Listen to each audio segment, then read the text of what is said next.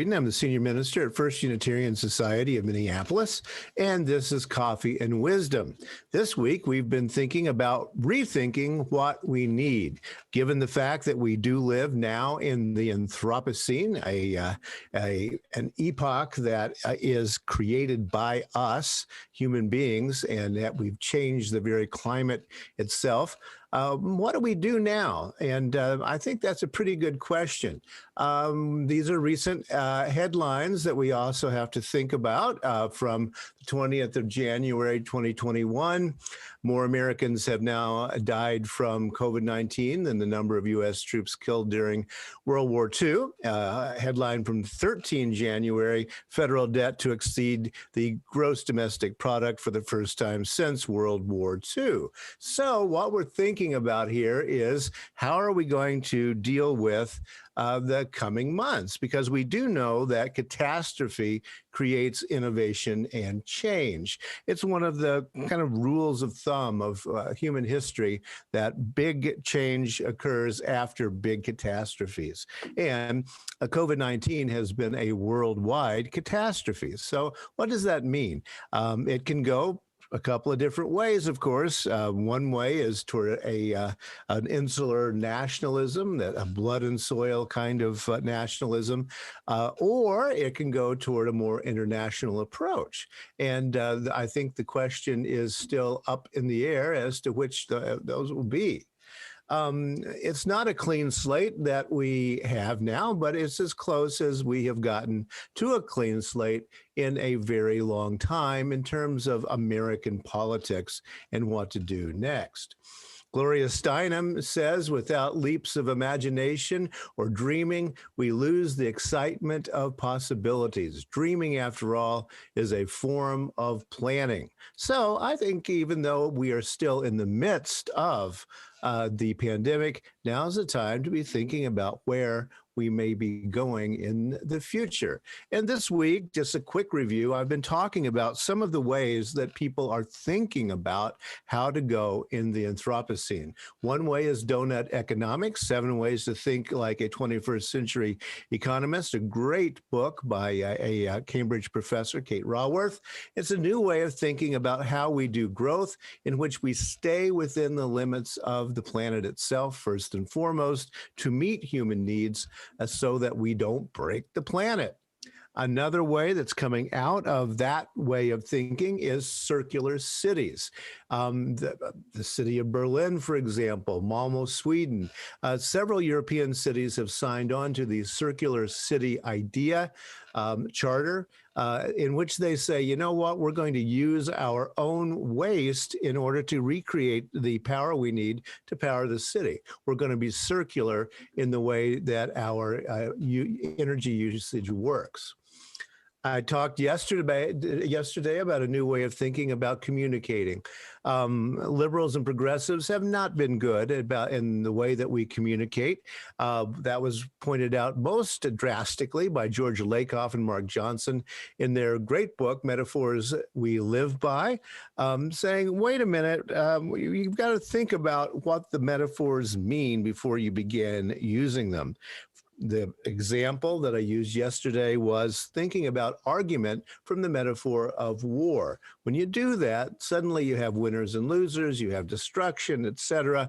Let's think about communication and even argument outside of that metaphor, and what does that mean? So to very closely look at metaphor. I will come back to that in a moment.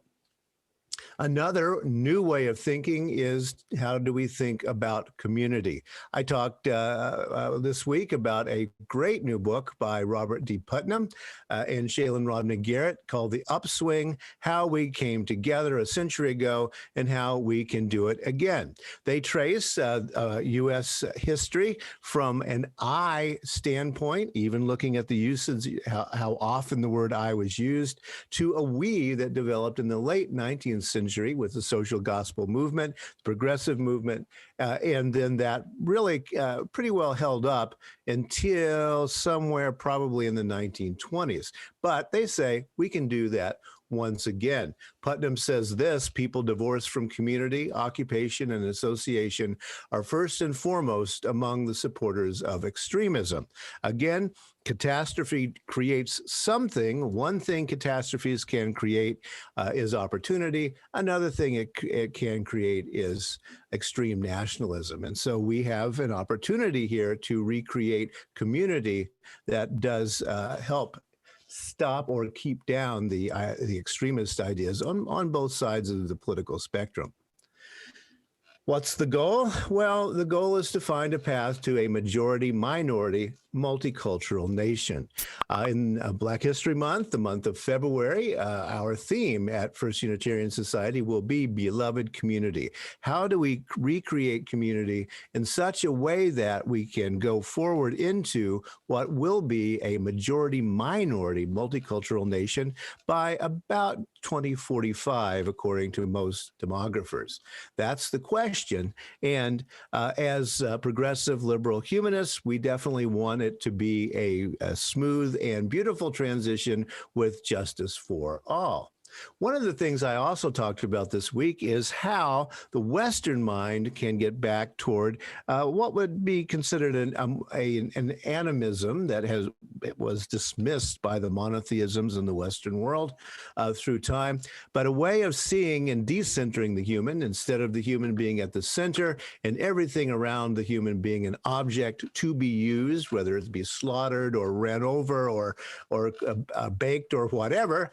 Instead, we get the human on the wheel of being, in which we realize that, the crabs over there and the rocks and the trees are also important and living things, very much a part of animistic thinking, which of course is the oldest of human religions, but something that was lost with the idea of a God that created the object, the ceramic world that then could be melded and molded.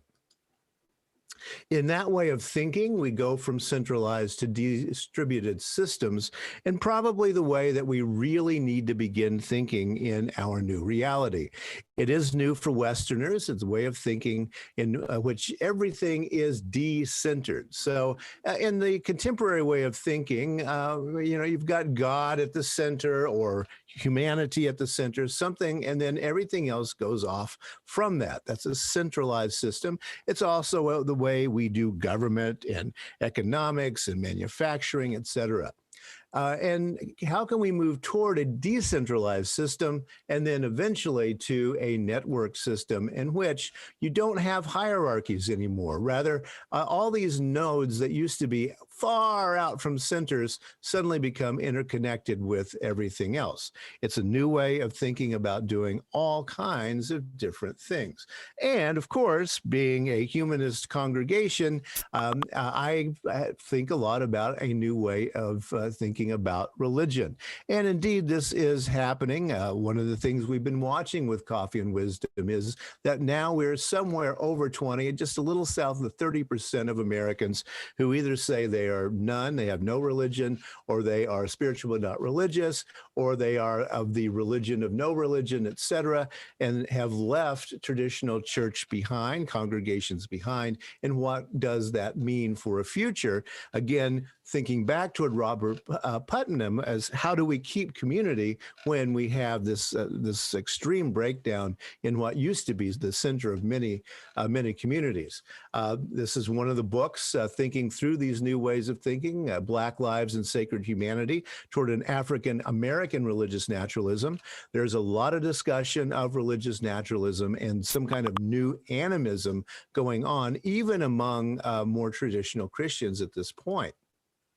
Going back, as I mentioned, that I would to think a little bit about how Lakoff would look at this. He says in one of his books, Philosophy in the Flesh, metaphysics and philosophy is, of course, supposed to characterize what is real, literally real. The irony is that such a conception of the real depends upon unconscious metaphors. And that is, I think, very important as we try to think about how can we rethink religious concepts that more and more people will be accepting. And that would be not the white guy in the sky, not the mad dad on the throne outside of the earth, giving us rules and punishing those who don't follow them, but rather some kind of more animistic, naturalistic understanding that follows our understandings of science and the way we really see nowadays in the Anthropocene that we need to use the earth. Because really, as Lakoff is pointing out, the metaphors never match actual reality. That's not probably going to happen. So how do we redo our metaphors in our own mind to think about a new way of reflecting our connection to the earth? It is everywhere. This one of the little thought bubbles here. We've got narrative, we got emergence, we've got meaning, we have humanism, traditions, theism, ecology, etc.